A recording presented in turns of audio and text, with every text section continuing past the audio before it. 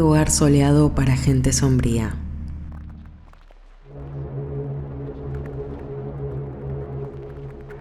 I could hear everything, together with the hum of my hotel neon. I never felt sadder in my life. LA is the loneliest and most brutal of American cities. Jack Kerouac, On the Road.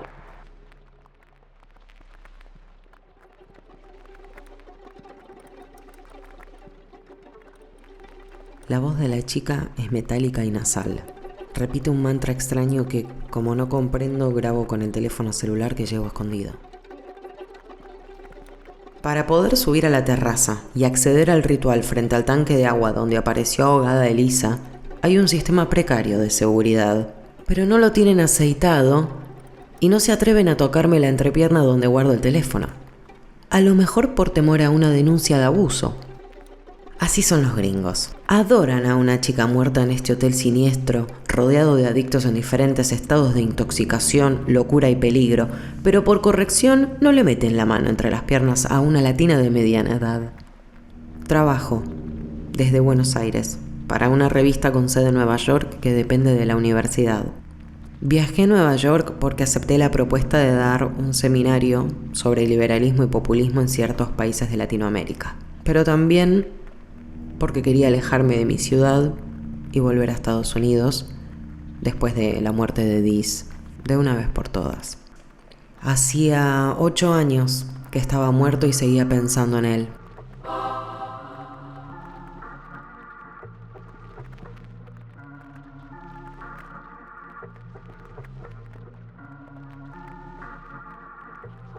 La revista donde escribo artículos sobre política internacional que tratan de explicar qué ocurre en América Latina está pasando por una renovación. Abrieron la sección America in Weird con crónicas sobre hechos y situaciones extrañas cercanas al folclore y lo sobrenatural en Estados Unidos. Y quise escribir ahí. En mis comienzos como periodista me había dedicado un poco a eso.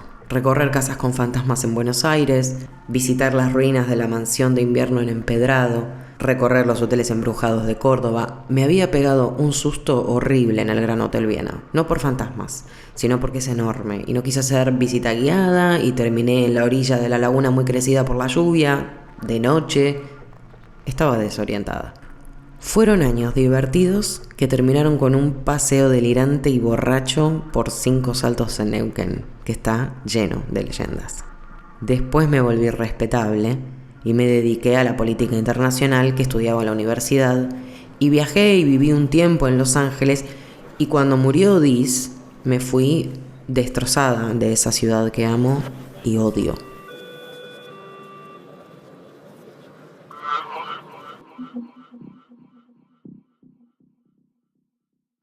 Ahora la revista me daba una oportunidad de volver después del seminario en Nueva York. Me encontré con mi editor en su oficina, porque él odia los cafés de la ciudad. Dice que en todos hay mucho ruido. Hablamos de tonterías, anotó algunas indicaciones sobre un cambio de dirección postal de pagos, le hablé sobre el seminario y pensamos que podía ser un dossier. Pero después le propuse una nota sobre Elisa Lam. Al principio se negó. Quería un artículo sobre Brad Pitt o P-22, un puma silvestre y solitario que vive en Los Ángeles. Escapado de su hábitat, se quedó en la ciudad, solo, y rondaba sobre todo Griffith Park y el área cercana. Aparece poco y es un ejemplo del destrozo de los incendios y una especie de símbolo del fin del mundo, tal como lo conocemos. Creo que dijo algo así. No, le contesté. Hay miles de artículos sobre el animal. No voy a agregar nada salvo que lo vea y es casi imposible lograrlo. Tenía otros motivos personales para negarme, pero no se los iba a contar. Además, se negaba a cubrir a Elisa porque increíblemente no había escuchado nada sobre ella. Le tuve que contar el caso. Elisa era una turista muy joven que quizá por ignorancia sobre el pasado del lugar, se alojó en el Hotel Cecil del centro de Los Ángeles. El lugar es conocido no solo por tragedias, suicidios, crímenes y demás, sino porque ahí se alojó durante un tiempo el asesino serial Richard Ramírez. Elisa se quedó allí en enero de 2013. El hotel es barato porque está cerca de Skid Row, la villa miseria de carpas que en Estados Unidos no llaman por su nombre. Y las habitaciones se dividen entre las que usan los turistas, en general jóvenes mochileros o viajeros con poco dinero, y las de residentes, en general gente del barrio muy vulnerable, adicta, en recuperación o homeless itinerante. Elisa desapareció el 31 de enero. Ese día no volvió a su habitación y dejó de comunicarse con su familia. La encontraron 20 días después flotando en el tanque de agua del hotel, ahogada, desnuda, con toda la ropa y pertenencias dentro del agua. Uno de los huéspedes se dio cuenta porque el agua salía negra de las canillas y la ducha y, claro, un poco apestosa. Elisa se pudrió flotando en el tanque y los huéspedes la bebieron. En este punto, mi jefe frunció la nariz. Yo no puedo creer que nunca hayas escuchado sobre este caso. ¿Dónde vivís? ¿Y cómo podés editar esta sección? Te van a ofrecer cualquier cosa y vas a decir que sí, murmuré con cierto fastidio. La revista es para gente como yo, no para freaks. Bueno, gracias. En fin, investigaron otras pistas, pero después de la cuestión del agua, la encontraron ahí, ahogada, sin traumatismos de ningún tipo. El tema es, ¿cómo ingresó al tanque? Estaba cerrado. Nadie la vio subir por la escalera de incendios, que es bastante normal, pero lo que no es tan fácil es trepar y abrir la tapa de metal muy pesada, enorme, y arrojarse dentro. Quizá la tiró alguien, y ella desesperada se sacó la ropa. No me digas que tampoco viste el video de la cámara de seguridad del ascensor, donde ella aparece y que la policía encontró después de su muerte. Es mítico, un clásico de internet. Ese video es la última vez que se ve a Elisa con vida. ¿Lo busco? Por favor. Puse los ojos en blanco y abrí YouTube. Puse pantalla completa. Es corto, le avisé, porque como todo jefe, es ansioso y no presta atención. Miró con cierta curiosidad a Elisa en el ascensor. Lo del agua podrida le había causado verdadero impacto. Mi editor es de esos hombres ultra limpios que se afeitan, o lo que sea que hagan, la cabeza todos los días, barba delicada, una piel de estilo derb. Seguí. No te dije que la chica tenía trastorno bipolar y parece que no estaba tomando la medicación. Lo dije en voz baja porque todavía decir bipolar me hace temblar. O peor, se me cierra la garganta. En el video aparece Elisa con un buzo rojo. Toca muchos botones en el ascensor como si fuese un código y quizá por eso la puerta permanece abierta mucho tiempo, unos 3 minutos. La debe haber trabado con su toqueteo. Después sale para mirar si algo la sigue por el pasillo. Es evidente que está asustada porque cuando vuelve a ingresar en el ascensor se queda quieta, parada en un rincón, esperando que el aparato se mueva. Lo hace varias veces, entrar y salir. El ascensor no se cierra, tampoco aparece alguien más. Está sola. Son 7 minutos. La penúltima vez es escalofriante. Sale al pasillo y habla con aquello que ve. Invisible para nosotros, y sus manos parecen enormes. Los dedos extendidos, los movimientos entre la danza y quizá porque sabemos el final, el nado. Pero el nado de un palmípedo. No está claro si quiere explicarle algo a lo que ve, si esos son sus gestos normales, si algo grácil pero contorsionado se le metió en el cuerpo. Después se va, hacia la izquierda, y no vuelve al ascensor. Se va como agotada, arrastrando los pies. La cámara sigue registrando la imagen del ascensor vacío, la puerta abierta. Finalmente se cierra y se vuelve a abrir en el mismo piso. Y el video termina. ¡Qué horrible!, dice mi jefe. ¿Y esta es su última imagen? ¿La familia no lo puede eliminar de internet? Está claro que no. ¿Y querés cubrir esto? No, el caso de Elisa está más investigado que el crimen de JFK. Una de mis mejores amigas que vive en Los Ángeles es una obsesa de lo paranormal en la ciudad. Y me contó que hoy día la gente se reúne alrededor del tanque donde Elisa murió, esperando una señal. Mi amiga no sabe bien qué, pero cree que quieren escucharla. Piensan que su espíritu está atrapado en el agua y puede decirles qué le pasó de verdad. Sus fans no creen que fuera un suicidio. Muchos creen que la arrojó el espíritu de Richard Ramírez. Quiero visitar a mi amiga y de paso hago que voy a ver el ritual. ¿Es confiable tu amiga? No se me ocurre alguien más confiable en estas cuestiones. Dijo que sí. Le pareció muy America in Weird y arreglamos la fecha de entrega y pago. El vuelo directo a Los Ángeles fue horrible, con peleas por el uso de mascarillas y muchos soldados a quienes me olvidaba de decirles "Thank you for your service". El jefe me había preguntado si quería quedarme en casa de mi amiga, pero ella vive en Laurel Canyon, que es muy lejos del downtown. Así que me reservó una habitación en el Biltmore. Estuve a punto de decirle que ahí no, que de todos los hoteles hasta prefería quedarme en el Cecil, o Stay on Main, como se llamaba ahora y como se llamaba cuando se alojó Elisa. Estuve a punto, con el teléfono en la mano, de decirle que el Biltmore no. Ahí me pasaron cosas que no puedo olvidar ni exorcizar, pero pensé, ya es hora de volver también a los lugares que duelen. Nos arrodillamos delante del tanque y de la chica que repetía el mantra. No sabía qué esperar. Isabela, mi amiga, la estudiosa informal de todo lo raro y macabro de Los Ángeles, la que me pasó la información, me dijo que eran muy celosos de lo que hacían y respetuosos, que esperara la señal en silencio y si no escuchaba nada, le siguiera la corriente. Isabela solo me había advertido sobre un fan hiperobsesionado que hacía viajes periódicos a la tumba de Elisa y que en su departamento mínimo de Hollywood organizaba seances que terminaban siempre mal porque él estaba enamorado a un nivel necrófilo grave y siempre perdía la calma. Me mandó una foto incluso para que lo evitara o lo entrevistara, según mi nivel de dedicación. No lo vi en la terraza del hotel, quizá lo habían exiliado. Tuve miedo de que apareciera con un arma, una venganza por alejarlo de su amor y nos matara a todos, pero no ocurrió nada.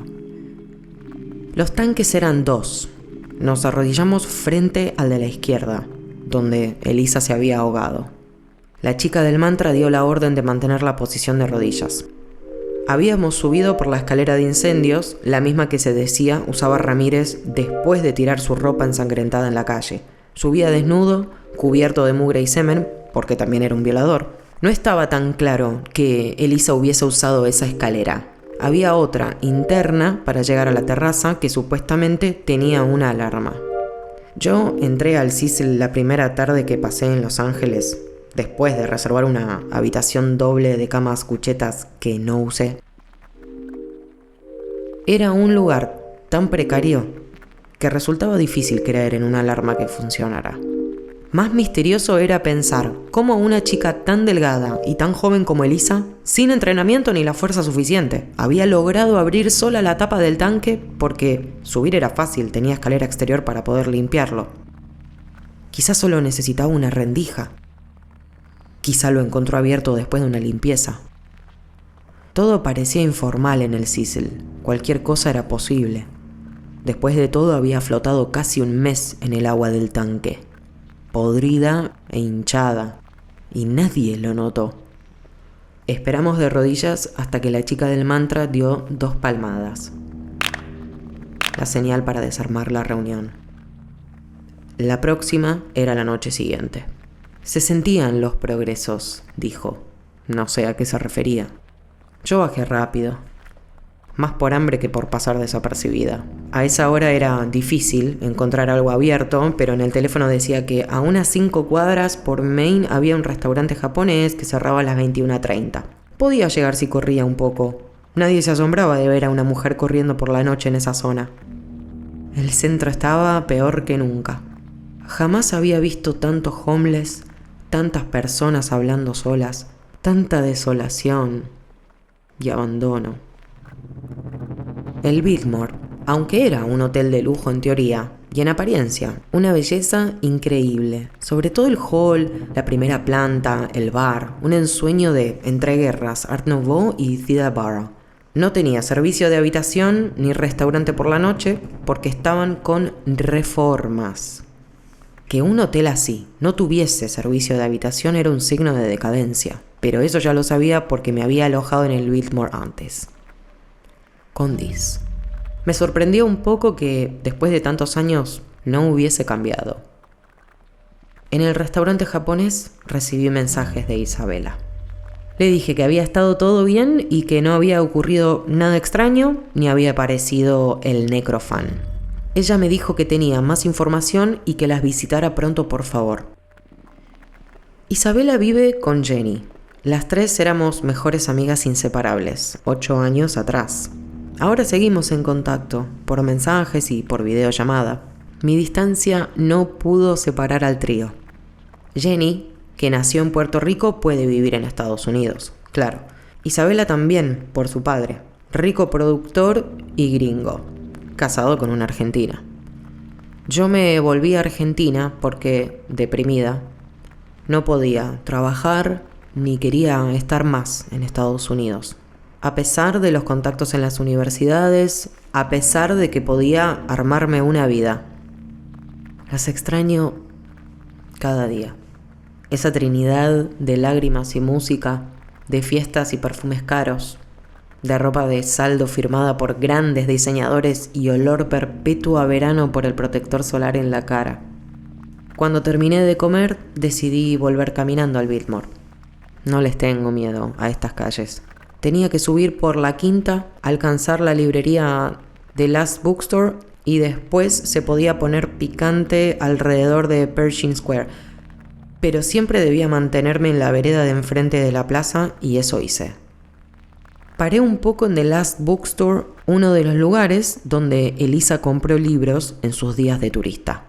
Habían cerrado a las 20, como siempre, pero todavía se distinguían luces adentro. Los artistas que desarmaban sus negocios en el primer piso. Es una librería que además tiene arte y ropa y objetos raros a la venta, todo de artistas locales. Isabel había tenido un puesto de ropa y accesorios góticos y victorianos, pero decidió cerrarlo y retirarse casi por completo del contacto con la gente, salvo los amigos y por supuesto Jenny. Cuando decidí seguir adelante, tuve una visión que me hizo saltar el corazón. Casi a mis pies había un chico pelirrojo de pelo largo y sucio que se buscaba inútilmente una vena en el brazo. Frustrado levantó la cara y a pesar de un pequeño instante perturbador, enseguida me di cuenta de que no era Diz. Era imposible que fuese Diz, claro, sí, Diz estaba muerto, pero el parecido era brutal. Aunque el chico tenía los ojos oscuros y no por la droga. Somos una especie en extinción, me decía Diz. Redheads with blue eyes. Los ojos azules de Diz. Nunca investigué si era cierto que se extinguían de verdad o si era una de sus fantasías para divertirme. El chico, porque no debía tener más de 20 años, empezó a buscarse una zona para inyectarse en el pie. Intentaba iluminarse con la linterna del teléfono.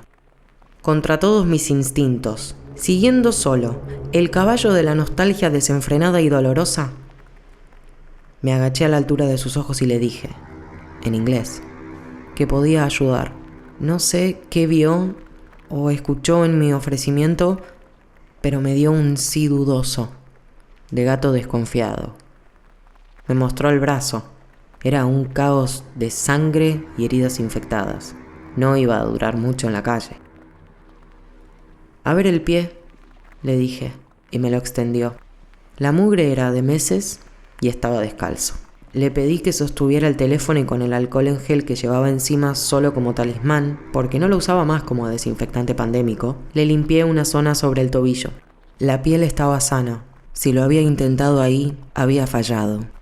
Apreté con el pulgar hasta que la vena saltó, no hizo falta mucha fuerza, y le inyecté lo que tenía en la jeringa. No había olvidado la técnica. Delicadeza en el ingreso a la vena, un poco de sangre y luego dejar ingresar la sustancia lo más despacio posible, pero no tanto para evitar burbujas de aire. No sé qué era lo que se inyectaba. Murmuró un gracias antes de dejarse caer en la vereda. Era algo fuerte, si con inyectarle el pie había logrado noquearlo tan pronto. El olor del chico era fuerte, como a cabra y a inodoro. Tenía la cara limpia, quién sabe por qué, y las uñas carcomidas, como si tuviese termitas bajo las cutículas. Usaba un saco que le quedaba grande. Seguro lo había robado. Le puse la jeringa en el bolsillo para que no la perdiese y toqué adentro el mango de un cuchillo. A lo mejor sabía defenderse mejor de lo que su aspecto angelical denotaba. Quizá lo maté, pensé, aunque cuando lo dejé respiraba. Si alguien me había visto, solo iba a pensar que éramos 2 adictos más. Skid Row ya tenía 62 manzanas. Me lo habían dicho en el hotel cuando pedí que llamaran a un taxi. También me aclararon que no era tan fácil conseguir un taxi por la noche, mejor me pedía un servicio por app. Esto sí era nuevo, a diferencia de la falta del room service, un hotel de lujo que no aseguraba los taxis. Al volver, apenas le presté atención al fabuloso hall de entrada. Su fuente, su cielo raso como una Sixtina pagana, sus querubines, la vieja gloria, los salones cerrados donde alguna vez se entregaron los Oscar. Fui directo al ascensor y al piso 10 a llorar en la cama. Me habían dejado un chocolate. En eso todavía funcionaban con la elegancia perdida. Lo mismo que con el ballet mexicano, que ya había establecido conmigo una complicidad de latino a latino. Sobre la almohada creí ver un largo cabello color cobre y le grité al vacío, "Leave me alone". Leave her alone. ¿Quién me torturaba dejando un pelo del color de Diz sobre la almohada? Lo miré bien y me di cuenta de que era un hilo medio suelto de la colcha. Recordé cómo había bañado Diz en una habitación más pequeña que esta, pero en el mismo hotel. Y él lloraba, con los ojos cerrados, y yo le pasaba una esponja que había comprado porque en los hoteles no hay. Lo había dejado encerrado para que no se escapara y después lo llevé al agua como un peso muerto, aunque ya no pesaba mucho, y le saqué la ropa medio pegada por la mugre y sucia por su obsesión con los dulces.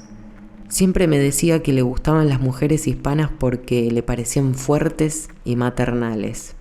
Y yo me enojaba, ese estereotipo gringo horrible, y él se reía y yo jamás volví a ver una risa así. Con esos dientes hermosos que la calle y la locura no podían arruinar. Toda la alegría que le encendía cada rasgo, que le hacía brillar los ojos a él, siempre tan oscuro y tan azul, tan blue, salvo cuando se ponía maníaco, y la vida le parecía hermosa, pero también era desolador porque era una reacción química. No tenía idea de lo que sentía o decía. Era imposible mantenerlo medicado, y menos cuando empezó a recorrer el centro y a obsesionarse con los cuerpos de los homeless. Me describía las heridas, las escaras, las infecciones, los agujeros donde antes había dientes, el color de la piel de los muertos que nadie venía a recoger. Y yo le decía que no tenía por qué enloquecerse así, que no podía ayudar, que no le hacía bien, que no era sincero, además. Era la enfermedad. Que tomara las pastillas y él jamás me retrucaba. Pero a veces se quedaba quieto en la cama, con los ojos entornados, y yo le rogaba que volviera. No entendía dónde se iba. Era como una catatonia de pocas horas de la que seguía agotado y mudo, y mañana será otro día.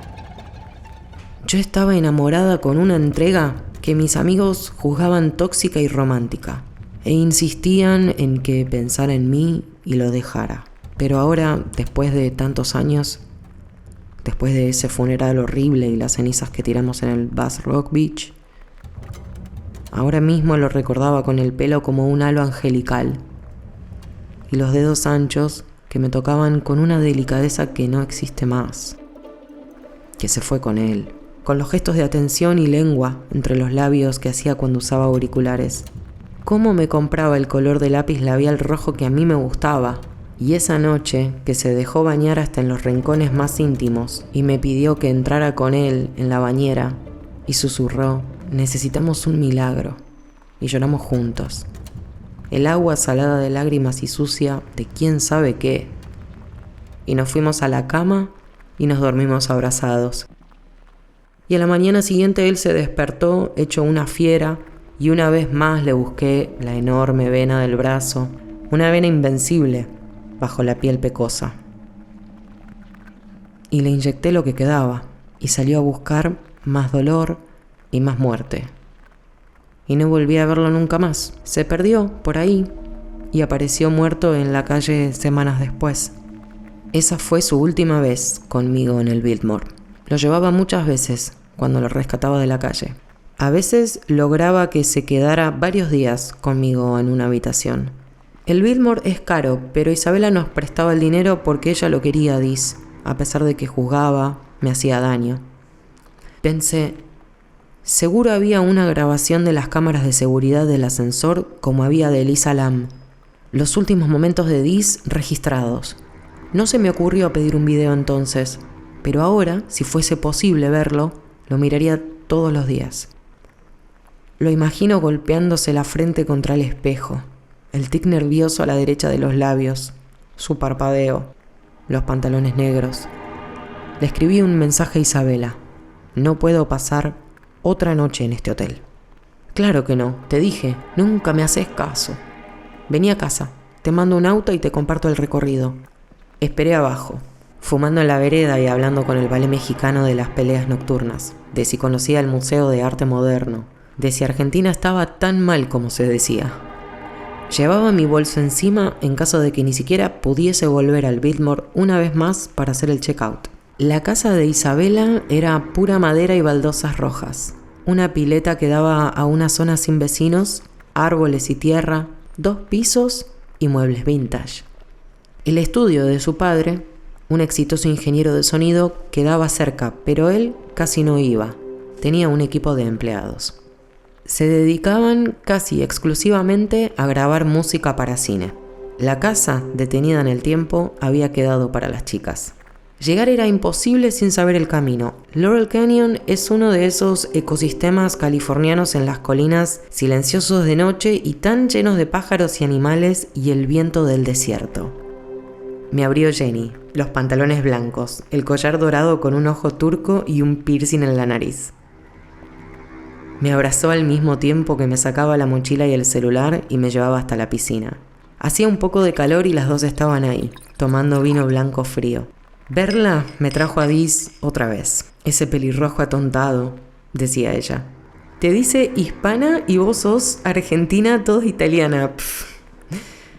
Toda no, le retrucaba yo. Hay un poco de franceses. Peor, decía. Ella, sin embargo, también quería a Dis. Era fácil enojarse con él.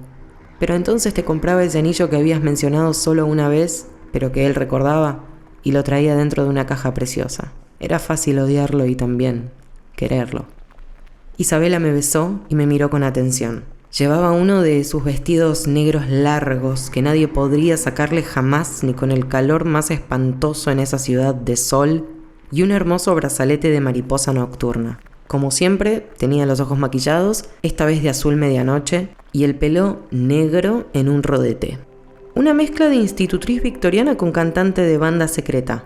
Ella había investigado la secta de Lisa y había pensado que era una idea terrible quedarme en el Biltmore después de tantas noches ahí con Dis.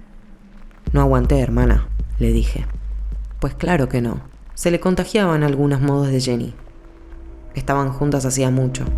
Me sirvió un poco de vino, casi le cuento que le había hecho un pico a un chico en la calle. Pero me lo guardé. Jenny quiso saber un poco más de por qué había ido a Nueva York y le expliqué. Un coloquio sobre populismo y liberalismo en América Latina. Me quedé unos días en la ciudad y después quise volver a Los Ángeles. ¿Está distinta Nueva York, como dicen? Quiso saber Jenny, que extrañaba su barrio, sin duda. Hubiese vuelto de no ser por Isabela y porque no extrañaba para nada a sus amigos adictos. No sé, hay mucha gente viviendo en la calle y el subway apesta, pero creo que exageran un poco. La pandemia fue peor allí, me dijo y masajeó los hombros y los trapecios para aflojarme. Acá tenemos el desierto, las colinas, es abierto. Ya te armé una camita bien bella. Les conté que había visto un pelo colorado en la almohada, que al final era un hilo, y eso me había hecho perder la cabeza. Porque la primera noche en el Biltmore la había pasado tranquila. Los recuerdos nunca llegan en los momentos predecibles. Son como esos gatos que duermen al sol tan tranquilos, pero que cuando uno se atreve a acariciarles la panza, lanzan un rasguño directo a los ojos. «Dis no está ahí, hermana», susurró Isabela. Hasta mi papá lo recuerda a veces. Dice que fue su mejor ingeniero de sonido joven, pero él no está. Tiene sus dobles, eso sí, muchos. A veces yo también le veo la melena cuando bajo la ciudad. Me sorprendió más que bajara que el hecho de que viera el pelo de mi exnovio muerto por la calle. Sí, es que de vieja me he vuelto conservadora y con alguna gente de patrimonio estamos tratando de que dejen de hacer bodas ridículas en la casa de Houdini, que igual es cerca de aquí, y evitar que construyan no sé qué al lado de la casa de Stahl. Me he convertido en una dama que cuida los monumentos históricos de la ciudad o de su barrio, al menos. ¿Te puedes creer eso, amiga? Que una extranjera esté tan fascinada con estas cosas. Se rió Jenny.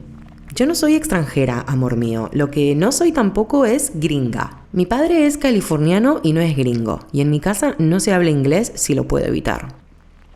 My sweet black spider, dijo Jenny y le tiró un beso. Te callas. Las tres ya estábamos como antes, como siempre. Riéndonos, tocándonos, mostrándonos la ropa. Yo había conseguido un colgante en el mercado de San Telmo que era una delicia y mi regalo para Isabela. A Jenny le traje un cinturón de cuero blanco, muy ancho, una faja, que ella sabría usar para estar tan grotescamente hermosa como siempre. ¿Por qué no te quedas con nosotras, mami? Yo te presento una chica que te va a hacer olvidar esos hombres que te gustan. Te va a quitar esa manía de rescatista. Me reí. No creo que funcione. Voy a buscar más vino. Cuando Jenny se fue, Isa se sentó a mi lado. El silencio alrededor de la casa me daba miedo, como siempre en el cañón. Me daba miedo Los Ángeles. El neón, las autopistas, el color del atardecer, la cercanía del desierto, el sol tan alto. Me acordé de una fiesta después de una proyección de cine mudo en el cementerio donde está Rodolfo Valentino. Volvimos con Dis y mis amigas y 2 chicas más, y no había lugar en el auto, así que una se metió en el baúl. Todo el tiempo le gritábamos, ¿estás bien? Dis manejaba y tenía puesta una remera con la cara del poeta Mayakovsky. Nos bañamos en la pileta hasta la madrugada. Todas menos Isabela, que nunca se metía al agua. Jenny volvió y se encendió un cigarrillo al lado de la pileta. Abrió otro vino helado y tomó un trago del pico. ¿Qué novedades tenés de Lisa? Falsa alarma. Pero cuéntaselo igual, amor mío, que le va a ser útil para el artículo. Ya chequeé y no es cierta. Pero hay una leyenda urbana que dice así. Un rico de Palisades tiene los huesos de Elisa y los saca para bañarse con ellos y sus amigos en la piscina. ¿Ves lo que digo? Esas cosas no pasan en Nueva York. Por eso vivo aquí, a pesar de los fuegos. Porque esta es una ciudad de brujos. Y que lo digas tú. Después te escribo el relato o te lo mando por mail. Pero no es cierto. Nadie la desenterró todavía. Jenny me pasó un vaso de vino. Estaba delicioso. Tendrías que hacer un podcast. No, cuando me muera encontrarán los cuadernos. No quiero hacer nada, hermana. Ya tuve el blog, ya pasó mi época. A lo mejor estoy deprimida. Le tengo un miedo terrible a los incendios. Además, ya hablaremos. Ni siquiera llegaron cerca de la casa la última vez, pero el ruido no me lo puedo olvidar. Tampoco el cielo rojo. A lo mejor me mudo. Jenny dijo que no y me sonrió. Después levantó la cabeza en alerta y se puso el dedo sobre los labios para que nos calláramos la boca. «Hay algo», susurró. Isa se levantó. Sabía como yo que Jenny era la persona menos exagerada que existía. Si le resultaba sospechoso el ruido ahí detrás de la casa, en el breve bosque de pinos, entonces lo era. ¿Es fuego? Jenny negó con la cabeza y frunció el ceño. La casa tenía, si yo no recordaba mal, alarma y por supuesto, armas. A Jenny le encantaban y era muy buena tiradora. A Isa, que coleccionaba fotos de escenas de crímenes, jamás se le hubiese ocurrido prohibir armas en su casa, aunque no sabía usarlas muy bien. Nos acercamos, era ruido de animal. Los pasos sobre las ramas, la manera en que se quebraban y el olor del aliento, caliente, más cálido que la noche. «No puede ser», dijo Jenny y se acercó. Las tres nos acercamos y vimos los ojos amarillos. Isa apagó la alarma que estaba a punto de encender con un control remoto y no hizo nada. Solo se quedó parada. Una de las luces de la casa iluminaba la belleza del animal, que nos miró con curiosidad y sin maldad. «No puede ser, el puma», volvió a susurrar Jenny. No debía levantar la voz. Yo tampoco podía creer estar tan cerca del puma. Cuando me fui de la ciudad recién había sido descubierto. Dice estaba obsesionado con él y me llevaba a caminar por Griffith Park por si lo encontrábamos. Decía que era el alma de la ciudad, si es que quedaba algo así. Una fantasía de películas mudas. Un recuerdo de cómo habían destruido el lugar donde vivía. Pero él seguía en ese parque urbano, hermoso y cansado y triste. Se decía que una vez gritó toda la noche para aparearse, pero por supuesto no tuvo respuesta. «¿Qué haces tan lejos de casa?», le pregunté. P-22 abrió la boca como si fuese capaz de contestarme, pero solo bostezó y sacó la lengua rosada y suave. Después nos miró detenidamente a cada una. Isa le tendió una mano, pero él no le hizo caso y se alejó, majestuoso bajo las luces. Una retirada de mutis. Esperamos en silencio varios minutos, pero no volvió. Jenny lagrimió. «Jamás pensé que iba a verlo», dijo. «Eres tú, hermana, vino contigo. ¿Te acuerdas de cuando lo buscaban con Diz?», me preguntó Isa. Y entonces lloré yo, y las tres, borrachas, nos dimos la mano, conscientes de que habíamos visto la magia y el misterio, y que tenía ojos amarillos. Me desperté sola en la casa, con la ropa puesta y todavía borracha. Había soñado con el observatorio y gatos nadando. Me duché y bajo el agua sentí el horrible dolor de cabeza de la resaca. Sobre la mesa de la cocina, Isa me dejó un teléfono para llamar un auto confiable, indicaciones sobre dónde dejar la ropa para lavarla, páginas impresas donde había tipeado la leyenda de los huesos de Elisa, siempre vieja escuela. Jenny había salido, hacía años que trabajaba en montaje para varias productoras, e Isa tenía una reunión. Me la imaginé saliendo con su velo negro de siempre sobre la cara, el rodete sostenido por alguna joya con falsas esmeraldas y su vestido largo. Tuve tiempo de comer alguna fruta y nadar desnuda. Antes de irme, rodeé la propiedad en busca del puma, pero no lo encontré. Isa me dejó una postdata en la nota.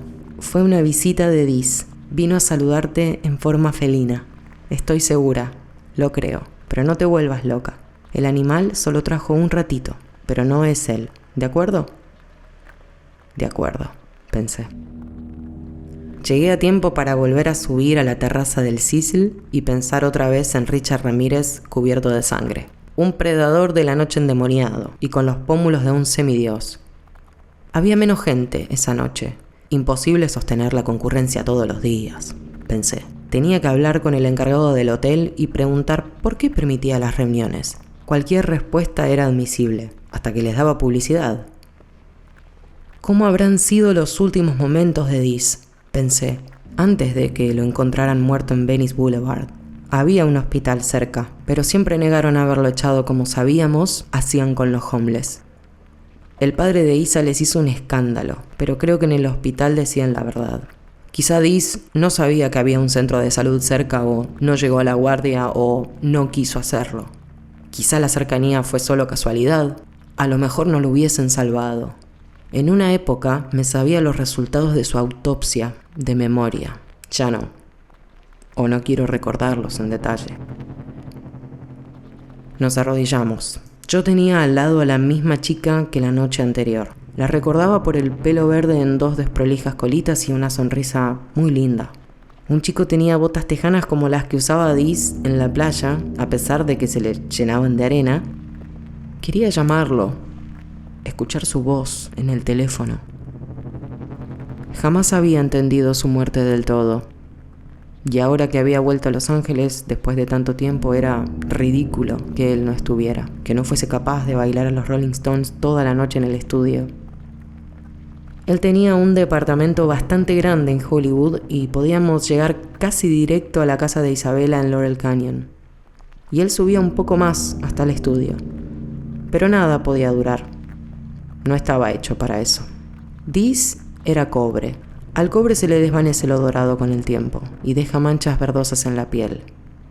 Eso fue nuestro tiempo juntos. Solo que las manchas no se iban de mi piel como pasa con los anillos de cobre. No me las podía sacar. La chica del mantra dejó de repetirlo. No me di cuenta porque estaba desconcentrada y casi me pierdo el momento en que se levantó gritando, rugiendo y provocó una estampida que por poco me deja pisoteada en el suelo. Pude levantarme con dificultad. Alguien me había pisado una pierna con ganas y repetí lo que hacían los demás porque no escuché la revelación de la chica del mantra, con quien después hablaría y le pondría nombre.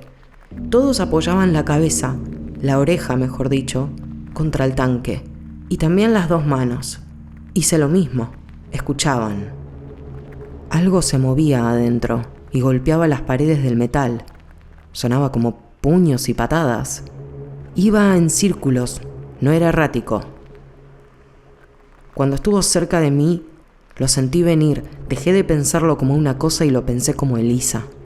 Sentí sus puños. Los golpes en mis oídos eran inconfundibles. Eran manos en el eco del vacío resonante de algo lleno de agua. Todos lloraban, menos yo. La chica del mantra preguntó en voz alta: ¿Cómo estás, Elisa? Y a mis oídos llegó la voz de una criatura muerta y lastimada. Una chica sirena rota, sin cola, que decía: So lonely, lonely, lonely. Sola, sola. Sola. Y después dejó de golpear. La ciudad brillaba, neón húmedo y frenadas y el eco de las manos fantasma bajo el agua, mientras de rodillas esperábamos que volviese la voz delicada, que viajaba en ondas, como montada en una marea artificial, más cerca del cielo que del océano. Nos quedamos de rodillas más de media hora. Nadie quería aceptar que Elisa se había ido otra vez.